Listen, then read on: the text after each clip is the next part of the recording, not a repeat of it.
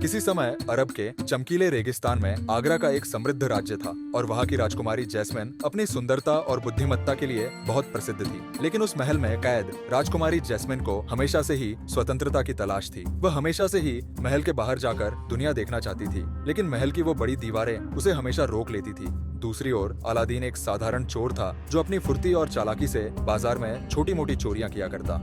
एक दिन राजकुमारी जैस्मिन महल की उन बड़ी दीवारों को पार करके साधारण लोगों की दुनिया देखने के लिए निकल पड़ती है और बाजार में उसकी मुलाकात अलादीन से होती है। जैस्मिन के साधारण कपड़े देखकर अलादीन उसे एक गरीब लड़की समझता है, लेकिन उसे जैस्मिन की सुंदरता और उसके चेहरे की मासूमियत बहुत पसंद आती है।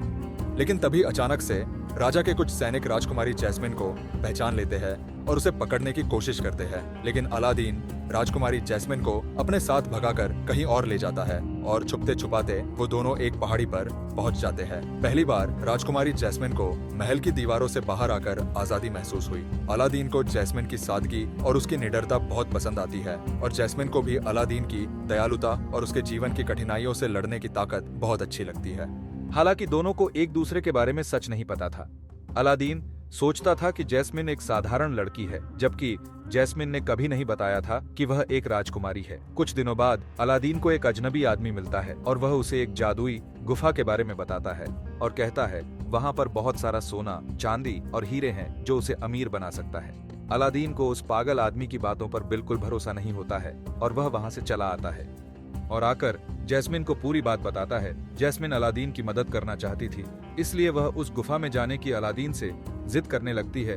अलादीन जैस्मिन की बात मान जाता है और वह दोनों उस गुफा को ढूंढने के लिए निकल जाते हैं। लेकिन वह जैसे ही उस गुफा में जाते हैं तो वहाँ उन्हें कुछ भी नहीं मिलता। लेकिन तभी अलादीन की नजर एक पुरानी से दिए पर पड़ती है और जैसे ही अलादीन ने उस दिए को साफ किया तो उसमें से एक विशाल जिन्न प्रकट होता है और तभी जिन्न ने कहा, मैं तुम्हारी कोई भी 3 ख्वाहिशें पूरी कर सकता हूँ। यह सुनते ही अलादीन बहुत खुश होता है और वह पहली ख्वाहिश में जिन्न से कहता है कि उसे एक भव्य महल चाहिए जो बहुत सुंदर और बड़ा हो और वहाँ का राजा वह खुद हो। अलादीन ऐसा इसलिए करता है क्योंकि वह जैस्मिन की सच्चाई जान चुका था कि वह एक राजकुमारी है। अलादीन उसे खुश करना चाहता था और वह उससे प्यार करने लगा था। महल में लौटने पर जैस्मिन को पता चलता है कि अलादीन ने जिन्न के जरिए खुद को राजकुमार अली बना लिया है, लेकिन जैस्मिन को अब भी शक था।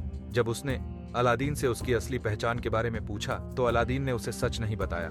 यह सब जानकर राजकुमारी जैस्मिन बहुत दुखी हो जाती है और अपने पिता सुल्तान सिंह को सब कुछ बताने लगती है। इतने दिन वह महल से बाहर कहाँ गई थी और वह किसके साथ रही थी और उसने क्या क्या किया था, और कहा कि वह राजकुमार अली की सच्चाई जानना चाहती है। सुल्तान ने अपने सैनिकों से अलादीन को पकड़ने का आदेश दिया। जब सैनिकों ने अलादीन को गिरफ्तार कर लाए तो राजकुमारी जैस्मिन ने खुद को आगे किया और कहा, तुम मुझसे झूठ क्यों बोल रहे हो अलादीन?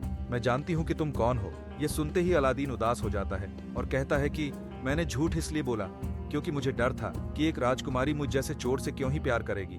लेकिन जैस्मिन ने मुस्कुराते हुए जवाब दिया और कहा, मैंने तुमसे प्यार तुम्हारी सच्चाई और तुम्हारा दिल देखकर किया था, न कि तुम्हारी झूठी शानो शौकत के लिए। अलादीन, मैं तुमसे बहुत प्यार करती हूँ। सुल्तान ने भी उनकी सच्चाई को स्वीकार किया और अलादीन और राजकुमारी जैस्मिन की बड़े धूमधाम से शादी करा दी। अलादीन और राजकुमारी जैस्मिन ने एक ऐसे राज्य का निर्माण किया जहाँ सभी लोगों को आजादी थी। वह कोई भी काम कर सकते थे, कहीं भी आ जा सकते थे और बच्चों के लिए उच्च शिक्षा के लिए स्कूल खुलवाए। उन दोनों ने मिलकर एक ऐसे राज्य का निर्माण किया जो बहुत खुशहाल था। उनकी प्रजा राजकुमारी जैस्मिन और अलादीन से बहुत प्यार करती थी। और तीसरी ख्वाहिश में अलादीन ने जिन्न को हमेशा के लिए आजाद कर दिया। अब वह किसी का गुलाम नहीं था। यह देख जिन्न बहुत खुश होता है।